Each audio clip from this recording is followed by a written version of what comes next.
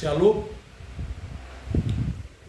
saya adalah Rev Dr. Samuel Standa, MPD, akan menyajikan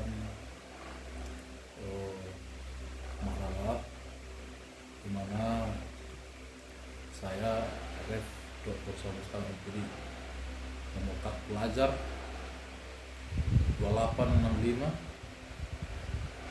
720 20 211.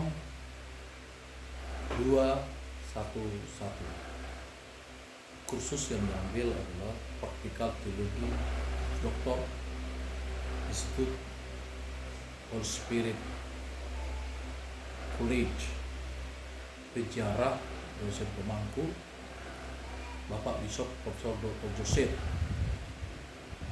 Nomor pelajar adalah nomor pelajaran saya Teologi Praktikal 106,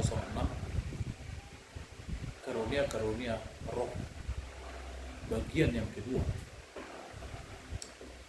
Saat ini adalah tentang karunia Roh Kudus. Di bagian kedua ini saya akan menyampaikan lebih spesifik karunia roh di dalam pertumbuhan hamba Tuhan, pelayan dan gereja. Pembahasan peranan karunia Roh Kudus ini bertujuan untuk membahas dampak karunia Roh Kudus, karya-karya Roh Kudus dalam pertumbuhan iman orang percaya dan pertumbuhan gereja, serta implikasinya terhadap pengembangan dalam potensi diri sebagai hamba Tuhan, pelayan, dan pertumbuhan gereja yang sehat.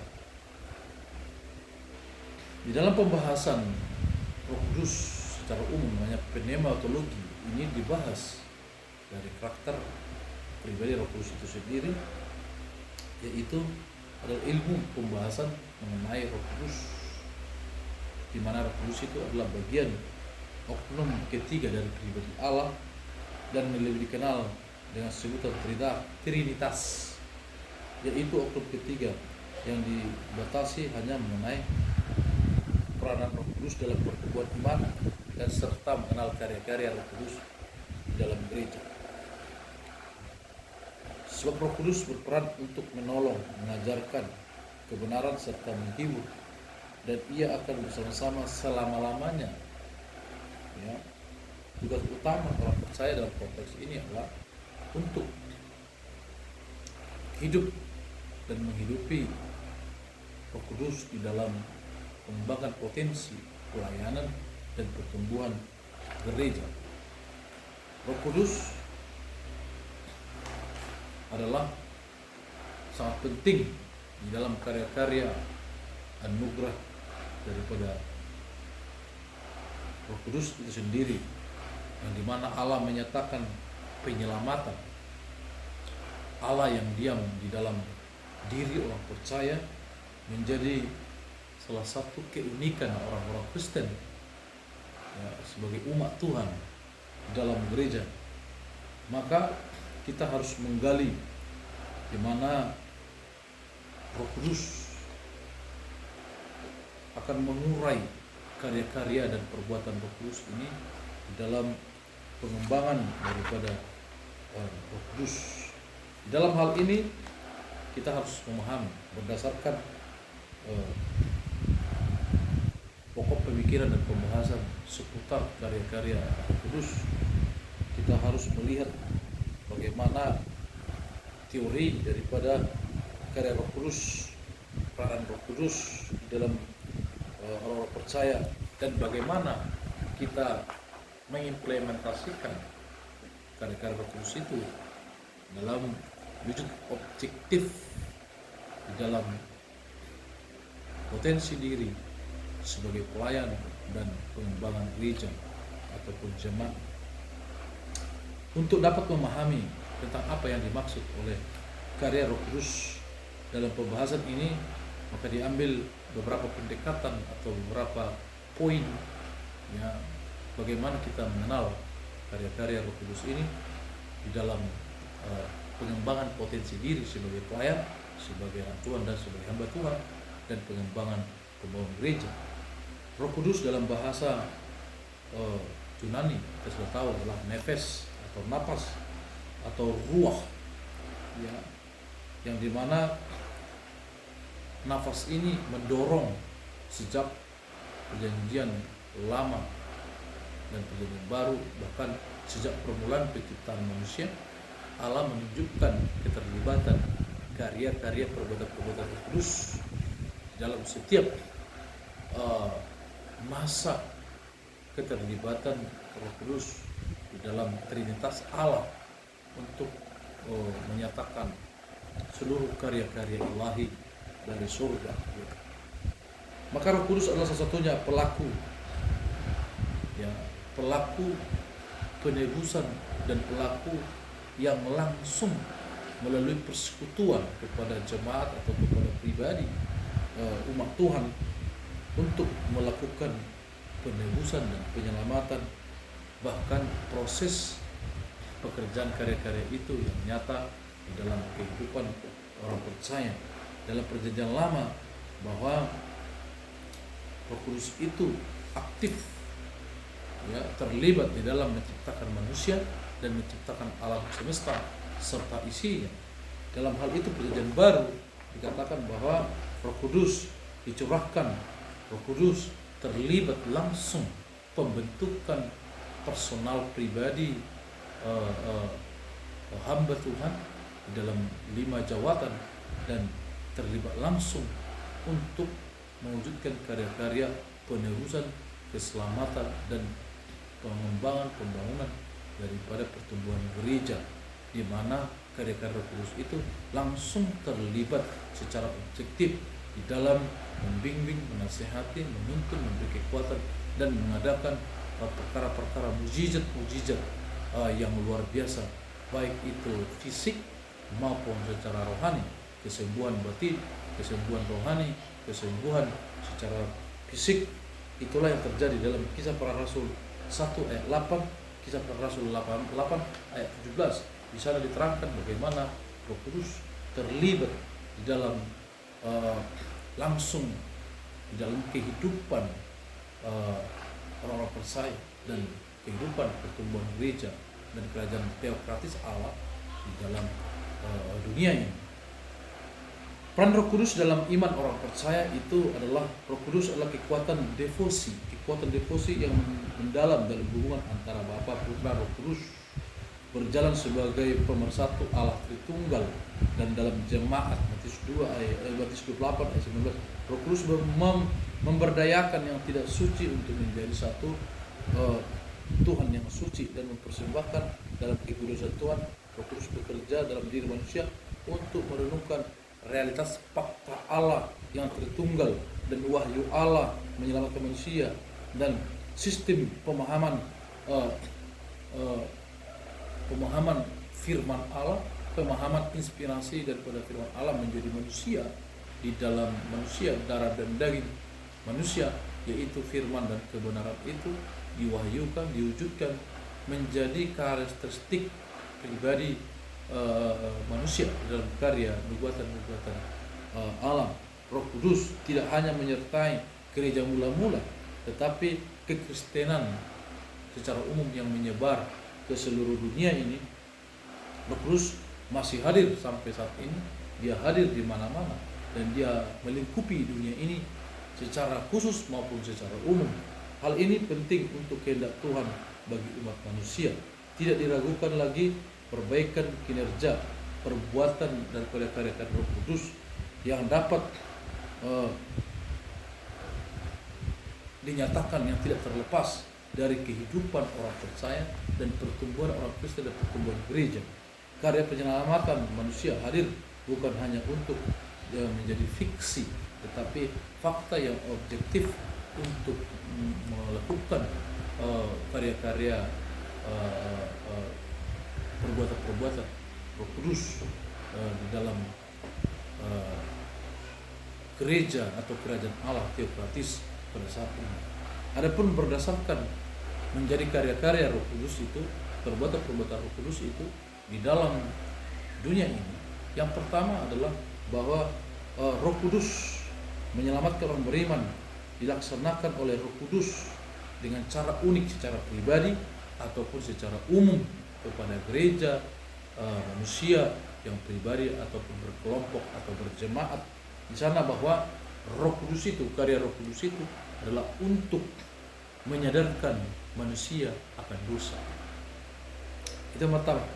Dan dia adalah menjadi seorang penolong, dan dia akan memberikan dorongan, kekuatan untuk kita mendapatkan kesadaran akan dosa. Dalam Yohanes 16 ayat 7 sampai 9, Lukas 4 ayat 18 dikatakan bahwa Tuhan untuk menyadarkan manusia ya, dari segala dosa dan pelanggaran manusia.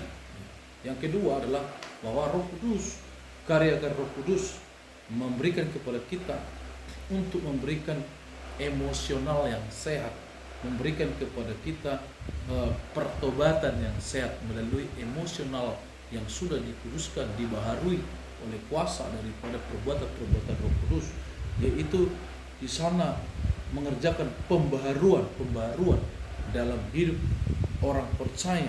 Dikatakan bahwa orang yang di dalam Kristus adalah manusia baru yang terus mengalami pembaharuan di dalam seluruh aspek hidupnya, ya, manusia lamanya serta kehidupan yang berdosa, yang dirinya mati dalam dosa, telah dibaharui dan dihidupkan di dalam Yesus Kristus, yaitu Roma 6 ayat 11 dikatakan, ya, Efesus 4 ayat 21, 24 juga dikatakan, kalian sudah mendengar tentang dia, dan sebagai pengikut Tuhan Anda, kita semua telah dididik tentang sifat-sifat Allah yang ada di dalam Tuhan. Sejalan dengan itu, melepaskan, memberikan contoh kehidupan yang lepas dari jeratan kuasa rintangan kuasa-kuasa dunia atau dosa yang melakukan, yang mengerjakan pembaharuan hidup orang percaya. Di dalam hal itu, kita juga orang-orang yang telah mengalami kelahiran baru kembali dan mengubah dirinya menjadi orang yang baru di dalam Kristus. Itu adalah perbuatan dan karya Tuhan dalam diri. Yang ketiga, menjadi penolong bagi orang yang percaya. Dia akan menjadi jaminan perlindungan, dia akan menjadi jaminan pemeliharaan, jaminan pertolongan, jaminan penghiburan dan pemulihan berupa suatu pengaruh yang tadinya dia adalah manusia berdosa menjadi tidak berdosa, memberi pengampunan. Yang tadinya dia terikat dengan kecenderungan dosa sehingga dia tidak, contohnya tadinya dia pemabuk menjadi tidak pemabuk, menjadi peminum, tadinya peminum menjadi tidak peminum mabuk, tadinya merokok dia tidak menjadi merokok. Nah, ini adalah suatu perbuatan karya daripada Roh Kudus, perbuatan-perbuatan Roh Kudus, yaitu menolong orang percaya yang berada tenggelam di dalam lumpur dosa dalam kehidupannya. Tapi juga karya Roh Kudus itu memimpin orang percaya, ya, memimpin orang percaya itu kepada segala kebenaran. Di sana dikatakan bahwa firman Tuhan, ketika Roh Kudus ada dalam hidup kita, dia akan memperdengarkan. Maka Roh Kudus akan berkarya di dalam diri kita, dia akan memperdengarkan, menggerakkan kebenaran itu dalam diri kita, diperdengarkan dalam pemikiran kita, di dalam pendengaran kita, ya seolah-olah Roh Kudus itu ada bersama di samping kita secara dunia nyata. Namun Roh Kudus itu ada dalam diri kita yang setiap hari, setiap saat tidak memimpin orang percaya kepada kebenaran dengan bisikan, dengan gerak dalam pikiran, hati dan pendengaran kita, akan membuat suatu keputusan yang ilahi, keputusan yang suci untuk membuktikan bahwa itulah karya-karya Roh Kudus, di mana Roh Kudus terlibat langsung di dalam diri kita. Dan itu juga dikatakan di dalam firman Tuhan yang dimana dikatakan di Yohanes 16 ayat Roh Kudus menunjukkan banyak hal kepada orang-orang yang percaya, digerakkan melalui firman Tuhan yang digerakkan dalam hati, dalam otak, pemikiran dan pendengaran kita, seolah-olah Tuhan seperti berbicara biasa kepada kita. Dan selanjutnya nomor 5 adalah karya-karya perbuatan Roh Kudus itu adalah memberikan hikmat dan pewahyuan kepada orang percaya. Roh hikmat, pertama-tama kita harus mendefinisikan hikmat. Sesungguhnya ini merupakan sebuah tugas yang sulit. Hikmat itu akan menjadi sebuah kekuatan kepada hal-hal yang kita lakukan yang sulit di dalam hidup kita, memberikan keputusan yang sulit. Di sana membutuhkan hikmat. Maka Roh Kudus memberikan hikmat dan pewahyuan, inspirasi di jalan yang buntu, pemikiran yang buntu, hidup yang sudah buntu di ujung jalan yang tidak memiliki jalan keluar. Maka Roh Kudus, karya Roh Kudus, perbuatan Roh Kudus memberikan hikmat dan pewahyuan di dalam hidup kita. Karya-karya Roh Kudus, perbuatan Roh Kudus juga menolong orang percaya mematikan perbuatan-perbuatan daging. Semua perbuatan-perbuatan daging yang melebihi standar manusia biasa, yang nafsu, hawa nafsu, dan bahkan jiwa yang salah, pikiran, semuanya itu akan dimatikan oleh karya-karya Roh Kudus di dalam diri kita, dalam daging kita, sehingga Tuhan menjadi menang, kita menjadi menang dari semua perbuatan daging itu oleh karena karya-karya Roh Kudus dalam hidup kita, sehingga Roh Kudus menjadi kekuatan dahsyat dalam diri kita. Karya-karya Roh Kudus juga adalah, maka Roh Kudus itu menjadi penghubung, perantara bagi kita kepada Allah, kebenaran Tuhan dengan diri kita. Dia adalah menjadi suatu penyambung lidah untuk kita, bagi manusia dan kepada Allah dan kebenaran. Dan dia akan menerjemahkan, memberikan petunjuk kepada kita. Dia boleh tinggal tetap di dalam diri kita, selagi kita memelihara Roh Kudus itu dalam diri kita. Itulah karya-karya Roh Kudus. Dalam Yohanes 14 ayat 16 dan 17 dikatakan bahwa kita mengenal Dia dan Dia tinggal bersama-sama dengan kita di dalam hidup kita. Karunia itu diberikan secara suma-suma. Karunia dari Roh Kudus ini tidak pernah ditawarkan sebagai imbalan. Satu-satunya syarat adalah bahwa Kristus telah diakui sebagai juru selamat. Itulah alasan disebut semua orang Kristen sebuah universitas, orang-orang Kristen yang Roh Kudus mengambil bagian penting dalam kehidupan sehari-hari bagi orang percaya. Tugas daripada Roh Kudus itu mengarahkan kita dalam hidup ketakutan, takut akan Tuhan, menghormati akan Tuhan, memberikan kita adalah menyingkapkan semua petunjuk-petunjuk kebenaran Tuhan, inspirasi, membongkar rahasia-rahasia kebenaran firman Tuhan, menjadi karya-karya perbuatan-perbuatan Roh Kudus. Roma 8 ayat 14, bahwa rohnya Roh Kudus bertanggung jawab atas kita. Bersama dengan itu manusia akan menjadi satu dengan Kristus pada saat itu, menerima Roh Kudus. Pada detik itu juga kita dipersatukan dengan Kristus, karena pada saat itu pula kita dipersatukan dengan motivasi Allah dan Kristus melalui kuasa perbuatan-perbuatan Roh Kudus di dalam diri kita. Itulah yang menjadi selanjutnya. Bahkan Roh Kudus itu menjadi kompas, kompas petunjuk arah, mengubah haluan hidup. Kita berlawanan melawan Allah, dirubah menjadi orang yang taat dan setia kepada Tuhan. Perubahan dalam pola hidup, dalam pergeseran arti filsafat, filosofi hidup yang harus dipertanggungjawabkan dalam hidup kita. Maka karya-karya perbuatan-perbuatan Roh Kudus itulah yang akan mengubah kita, yang akan memberikan kita dorongan untuk berbuat suatu hal-hal yang luar biasa, adikurati spiritual di dalam diri kita. Itulah kuasa daripada Roh Kudus. Roh Kudus itu memberikan kita juga karunia-karunia rohani. Kita diberikan karunia dalam Korintus 12 ayat 1 tentang karunia rohani, menggunakan bahasa Yunani mengatakan pneumatikos, yang artinya berhubungan untuk hasil-hasil karya Roh Kudus. Menurut Paulus, karunia-karunia itu bukanlah hak khusus dari individu tertentu atau sekelompok kecil saja, tetapi setiap orang Kristen pasti harus dapat memiliki karunia rohani. Dalam 1 Korintus 12 ayat 1 dan Efesus 7 ayat 7 dikatakan bahwa karunia rohani ini diberikan kepada semua orang. Karunia-karunia perbuatan-perbuatan Roh Kudus mengubah status orang percaya. Dia akan mengubah. Perbuatan-perbuatan Tuhan itu akan menjadi sebuah pengubah dalam hidup orang percaya. Sifat kerohanian orang percaya ini tidak terjadi secara langsung. Hal ini tidak bisa tiba-tiba. Kita ada proses-proses itu, proses hidup dan proses rohani yang dikerjakan oleh perbuatan-perbuatan Roh Kudus akan mengubah status kita. Di sana kita akan maupun secara tersirat di dalam roh kita, maupun secara identitas karakter kita akan mengubah identitas bahwa kita adalah anak Tuhan, bahwa kita adalah anak kerajaan Allah, bahwa kita adalah pelayan-pelayan laskar-laskar Kristus yang akan menjadi pahlawan-pahlawan moral ya dalam hidup kita, pahlawan-pahlawan etika dalam hidup yang benar di dalam dunia ini. Itulah orang percaya dan memiliki dampak kehadiran Roh Kudus terhadap orang percaya.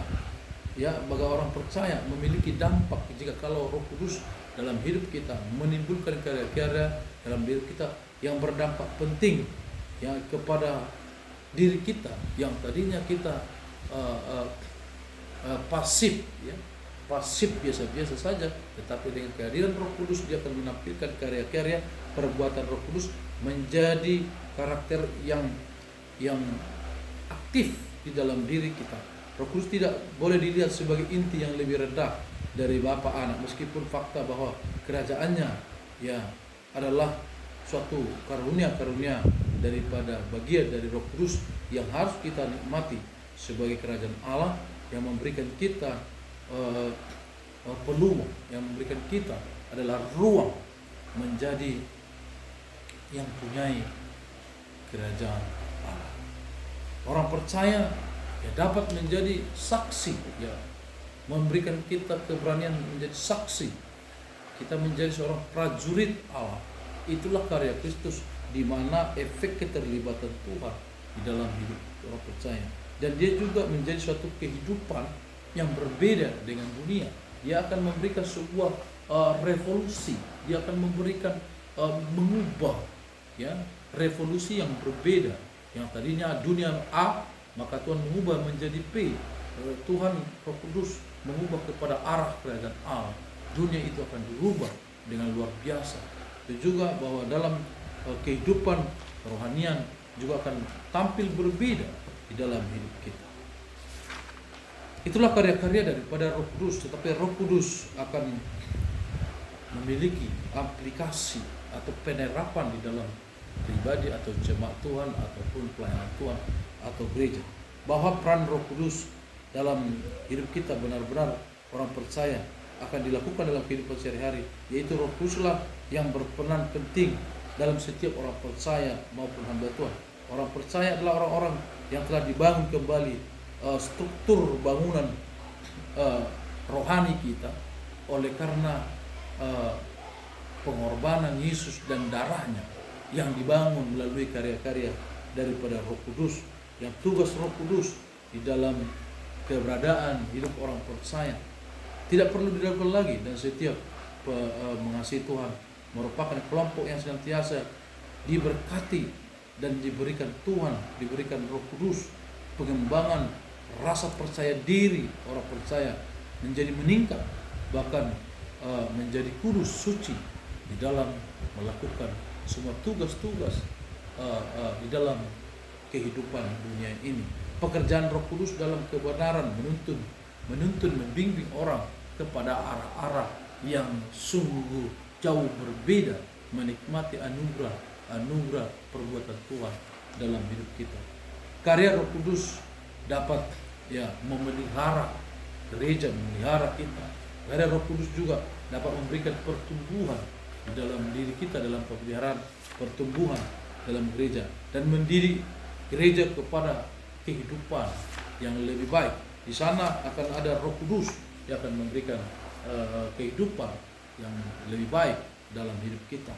Dalam perbuatan-perbuatan Roh Kudus ini berdasarkan dalam beberapa sumber yang kita gali dalam firman Tuhan, disajikan bahwa mengambil kesimpulan Roh Kudus adalah bukan sekedar suatu kuasa atau pengaruh yang sewaktu-waktu digunakan, tetapi Roh Kudus adalah pribadi ilahi yang memiliki karakter setara dengan Allah Bapa dan Allah Anak. Itu. Yang kedua, bahwa Roh Kudus adalah Allah yang nyata melalui pekerjaannya. Hal ini ditunjukkan ketika Petrus mengadili Ananias dan Safira. Di sana adalah perbuatan kuasa Roh Kudus yang nyata, menggapai hati dibatasi oleh setan, sehingga menyesat Roh Kudus mempertahankan sebagian pembelian tanah. Anda tidak menyesatkan manusia tetapi menipu Tuhan. Kisah Para Rasul 5 ayat 3 dan 4 artinya bahwa Roh Kudus adalah kekuatan Allah yang nyata, menghakimi dan bahkan memberikan penghukuman kepada orang yang menyesatkan roh yang ada dalam diri kita.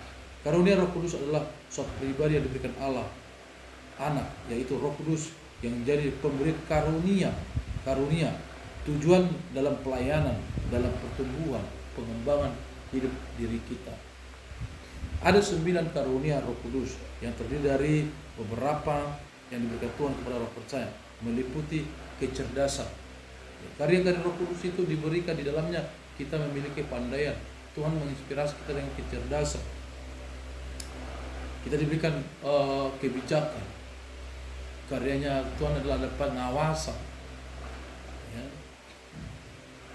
pertimbangan, kekuatan, ya, keyakinan, kebaikan, anugerah Tuhan, nubuat, bahasa roh, dan bahasa lidah. Ini semua adalah karunia Tuhan yang memberikan karunia perbuatan Roh Kudus di dalam diri kita. Pemberkatan keyakinan adalah tempat di mana orang setiap pribadi sepenuhnya percaya kepada Tuhan melalui karya Roh Kudus ini dinyatakan, dilakukan, diwujudkan, sehingga akan memberi dampak. Matius 17:20, dampak indah, memberikan dampak kesejukan luar biasa dalam hidup kita. Perbuatan iman kita menjadi anugerah iman. Iman kita akan semakin kokoh dan kuat bahwa itu adalah karya perbuatan Roh Kudus itu, Matius 17 ayat 20, sehingga dia dapat menunjukkan hal-hal ya menguatkan keyakinan dan iman kita di luar dari keterbatasan manusia, akan menimbulkan iman dalam diri kita bahwa Roh Kudus, karya-karya Roh Kudus itu juga adalah bagian seperti obat yang memberikan kesembuhan, ya, menjadi anugerah, memberi kesembuhan penyakit rohani maupun penyakit jasmani.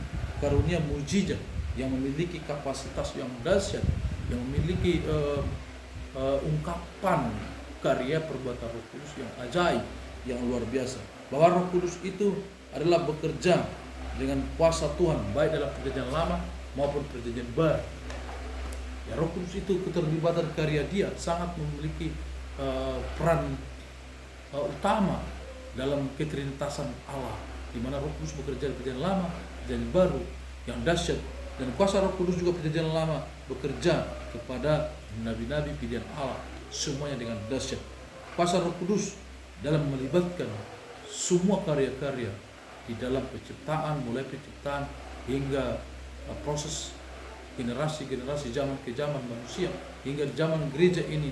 Roh Kudus memiliki keterlibatan yang fakta untuk mewujudkan dan mengubah, bahkan memberi karunia-karunia itu kepada pertumbuhan pribadi personal sebagai hamba Tuhan, maupun secara umum kepada seluruh jemaat yang percaya bahwa Roh Kudus juga melibatkan diri untuk memberi kehidupan kepada manusia, memberi kehidupan kepada manusia di dalam pertumbuhan, baik itu dari pribadi sebagai manusia berdosa menjadi manusia kemuliaan sampai kedatangan Tuhan Yesus sebagai tiket kita, sebagai materai kita untuk kita berhak masuk ke dalam kerajaan surga.